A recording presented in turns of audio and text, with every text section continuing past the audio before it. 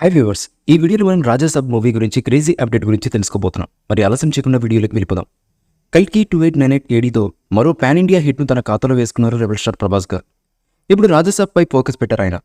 People media factory నిర్మాణంలో తెరకెక్కుతున్న ఈ సినిమా అప్డేట్ ఎప్పుడెప్పుడు వస్తుందా అని ఎదురు చూస్తున్న డార్లింగ్ ఫ్యాన్స్కు డైరెక్టర్ మారుతి గుడ్ న్యూస్ అయితే చెప్పారు. జూలై 29న సాయంత్రం 5:03 ది రాజాసాబ్ నుంచి పాన్ ఇండియా గేమ్స్ను రిలీజ్ చేస్తున్నట్లు ప్రకటించారు. ఈ మేరకు మారుతి సోషల్ మీడియా వేదికగా అఫీషియల్గా ఈ ప్రకటన చేశారు. కల్కి సుమారు 1100 కోట్లకు పైగా భారీ కలెక్షన్స్తో ఈ సినిమానే సీజన్ బ్లాక్ బస్టర్ హిట్ కావడంతో ఫుల్ జోష్లో ఉన్న డార్లింగ్ ఫ్యాన్స్ ఇప్పుడు ది రాజాసాబ్ సినిమా నుంచి అప్డేట్ రావడంతో సెలబ్రేషన్స్కు రెడీ అవుతున్నారు. జూలై 29 సాయంత్రం 5:03 గ్లిమ్స్ రావడమే ఆలస్యం థియేటర్లో రచ్చరచ్చ చేసేందుకు సిద్ధమవుతున్నారు. ఇక రాజాసాబ్ సినిమాను వచ్చే ఏడాది సంక్రాంతికి విడుదల చేస్తామని ఇప్పటికే మేకర్స్ ప్రకటించిన విషయం తెలిసిందే.